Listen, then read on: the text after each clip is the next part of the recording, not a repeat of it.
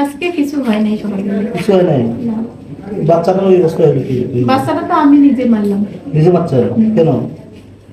ওই যে বাচ্চাটা হওয়ার পর হাতে আমি ভালো করে রান্না করি খাইতে পারি না, আর একটা মেয়ে আছে তাকেও সেবা যত্ন করতে পারি না, এইটাই সমস্যা। আর কোনো না। তো বাচ্চাটার জন্ম দিলেন কেন?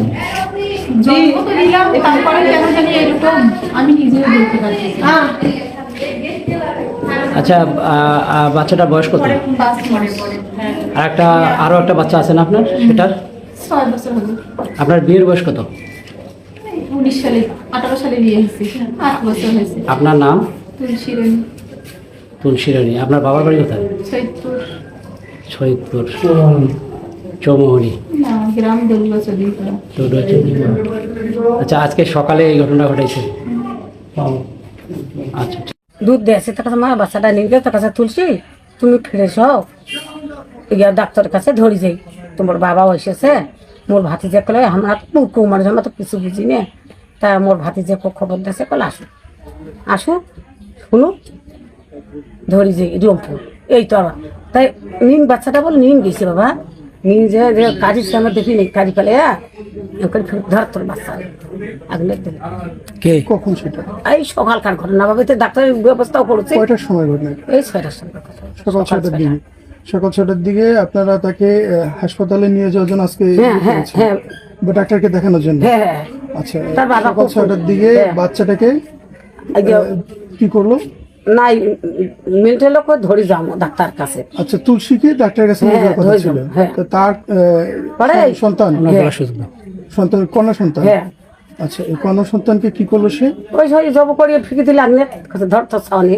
আপনাদের সবার সামনেই? হ্যাঁ, আমার সামনে। রাতে বাচ্চাটা ছিল কার কাছে? আমাদের কাছে আসলে তাদের বাচ্চা ছোট বাচ্চা দুধ খাবে না, তার কাছে দুধ দিচ্ছে চল ঘুমিয়ে গেছে। ওই উনিও বাইরে বেড়াইছে, তাহলে বেড়াইছে মুখ টুক ফ্রেশ করবে খাইবে, ফেরায় ডাক্তার কাছে আমি ধরে যাবো। দয়া কিছু ওই ঘটনা ঘটে ফেলেছে।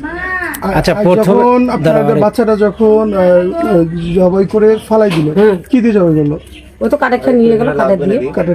কাঠের দিয়ে এটা যে জবাই করে কি আপনাদের সামনেই ফেলে দিল? হ্যাঁ, আমার স্বামী। কে কে উপস্থিত ছিলেন সে সময়? এই আমাদের বেটা আসলো, আমি আসলো, আরো একজন আসলো।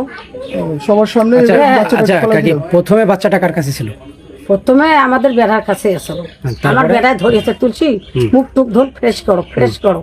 আমাদের কাছে আসলো, তখন ছোট বাচ্চা দুধ খাবা না, তা আমি দুধ পেলাম। আমার বেটা একটা স্টিল আছে বসে আছে, তাই ঘুমাই। তাহলে তুমি ফ্রেশ হও, মুখ চোখ ধন, ধুয়ে ডাক্তারের কাছে নিয়ে যাই। ডাক্তারের কাছে যোগাযোগ করছি, সবগুলো করছি, সকালে ধরি একদম পক্তরে চলে যাবে। হ্যাঁ, তারপর কাটার আছে, কাটিয়ে জব করে দিলে ফেলে নিয়ে পড়ে। বাস কার সামনে ফেলে দিল? আমি আছি, তার স্ত্রী আছে, আরো একটা আমাদের ভাতিজা বউ আছে। মানে ঘরের মধ্যে কি ওই বাচ্চাটা আরো মা ছিল? হ্যাঁ, মানে জবাই করার পরে আপনাদের সামনে ফালাই দিল? হ্যাঁ। আচ্ছা, যখন ফালাই দিল তখন কে কে ছিলেন? আমার বেটা আসলো, আমি ছিলাম, আমার একটা ভাতিজা বউ আসলো, সাথে সাথে আমরা কোলান দিলাম বাচ্চাটা। আচ্ছা, আপনার নাম? আমার নাম পাতানি। পাতানি বলা বালা। স্বামীর নাম? আপনাদের তো স্বামীর নাম বলেন না। আচ্ছা, বাচ্চাটার নাম কি? বাবার নাম টাম থুবার পাইনি আমার। ও নাম এখনো রাখেন? এখনো ভাত খোয়নি। বয়স কত বাচ্চাটার? এই 5 বছর কি চলে। 5 মাস। 5 মাস। আচ্ছা, আপনি সম্পর্কে কি হচ্ছেন? দাদি। দাদি। ওই আনসানো কাম্বা গুম্বা বাড়ি থাকে, খায় না, 2-3 দিন ধরে থাকে বলেন তো। হয়তো ওদের সারা কালকে উদিনকে মারছে, সকাল কান্দাকাটি করে সারা কোলা নিলে জোর করে 2-3 জন ধরিয়ে না দুধ করে, গায়ের দুধ খাওয়া আর ইয়েও দুধ খায়, সহজে খাওয়া খায় না। তার বায়ু মিলেছে খোয়াইছে, খাওয়া খাবার পায় নাই, কেন বাবুনি আর নিজে ধরিয়ে না দিয়ে না দুধ তা বসিয়ে দুধও দিছে, দিয়ে দুধ কোনো খাতি খাতি সব নিয়ে গেছে। শোতাইছে যাই চালের দহরাটা রাশি আর মার সাথে করেছে বলে টম্পুর নিয়ে যাই।